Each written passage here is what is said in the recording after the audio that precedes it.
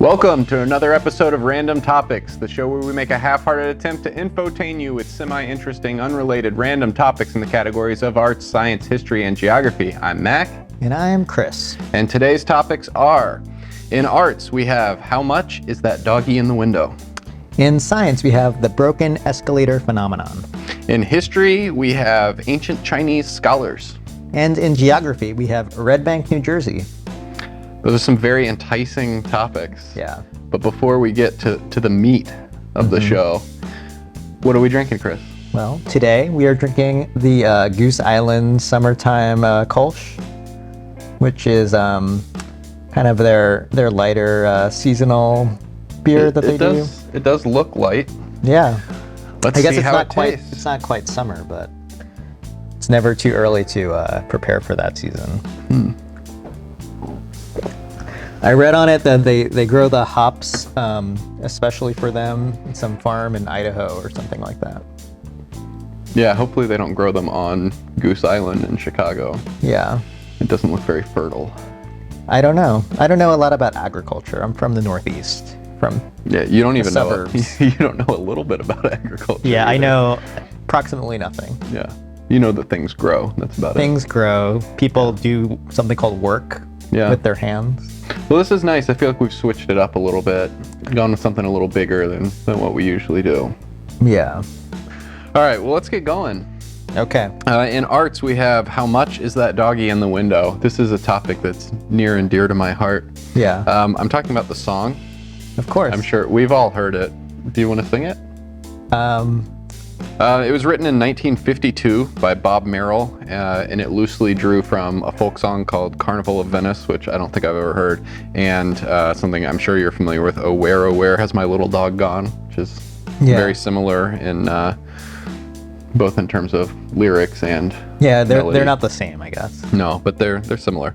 So it was recorded in late 1952 by Patti Page and released in early 1953 by Mercury Records, and it was the #1 song in America. I mean, literally a #1 hit. The single sold 2 million copies.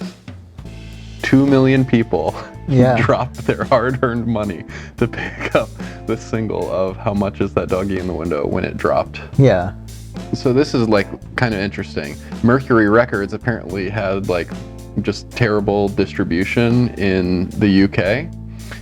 So Decca Records, which had good distribution in the UK, released their own version of it, recorded by Lita Rosa. And that version became a #1 hit. Yeah, of course. I mean, this song is just gold, you know? Yeah. And because of that, that's the first British woman to have a #1 hit in the UK. And it was the first song with a question in the title to be a #1 hit. I'm going to talk about the broken escalator phenomenon. And so there's an actual thing, which is the loss of balance or dizziness you experience when you first step onto an escalator if it's broken.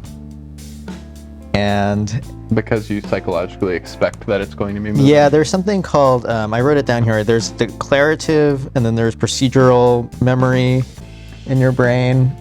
I didn't write down the difference between the two of them, but there's maybe a difference. And there was a paper done, and it was published in 2003 by Reynolds and Bronstein.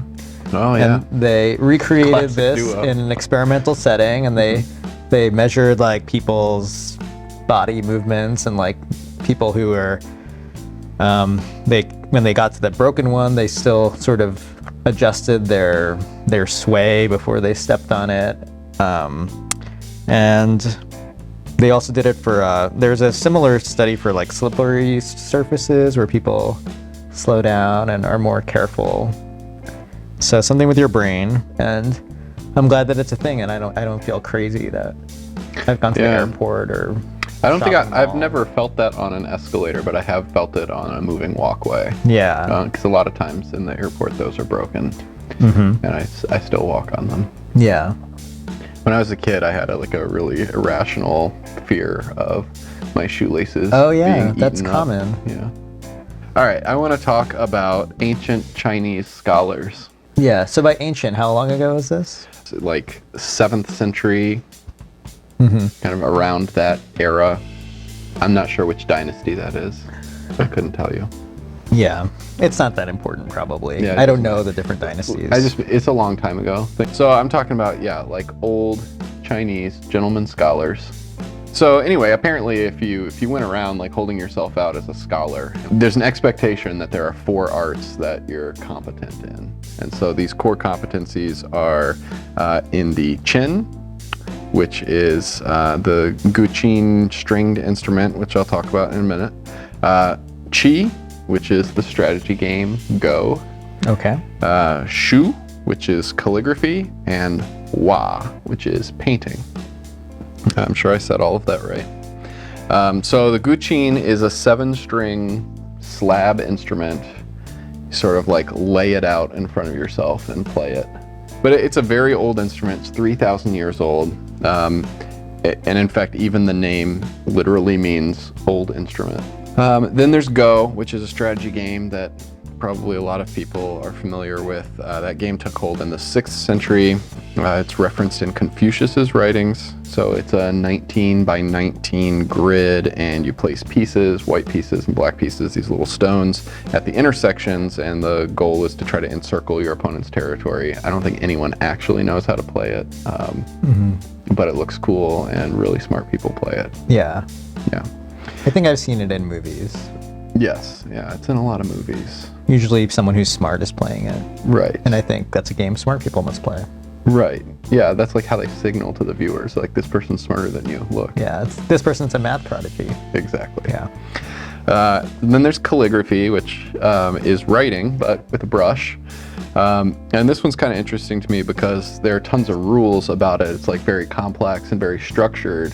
And so characters have like very specific and set number of brush strokes, for instance, and you can't alter the number of brush strokes, but within the rules, you like for a given stroke, you can embellish it or kind of make it your own.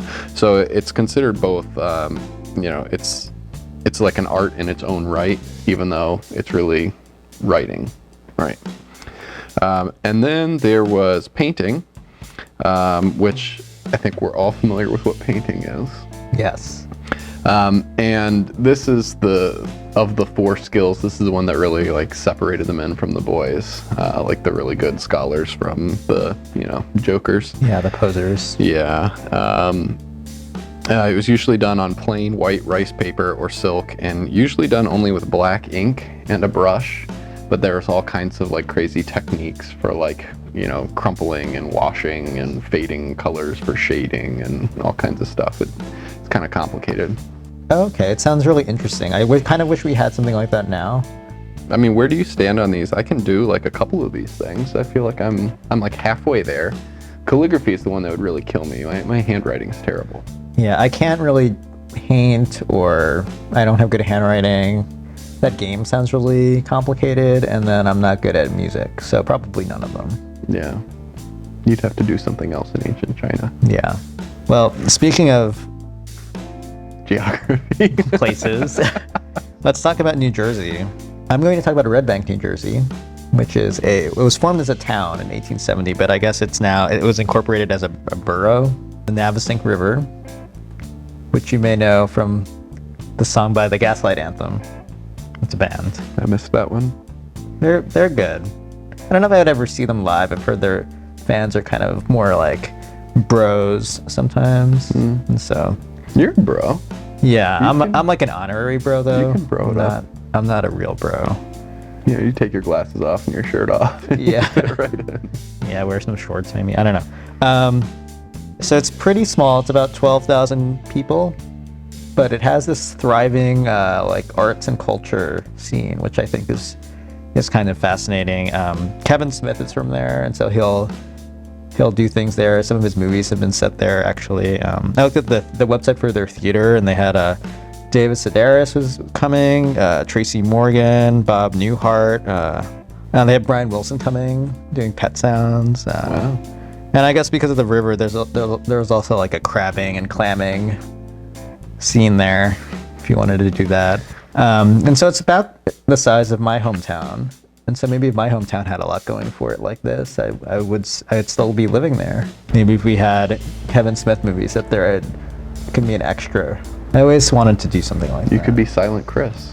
Yeah, that's good. It wouldn't be. I don't know if people would get it because I'm just kind of like that anyway. I think that was a really good show. Great. I hope our viewers liked it. I hope they liked it enough to like us on social media and share us with the world. And check us out next time.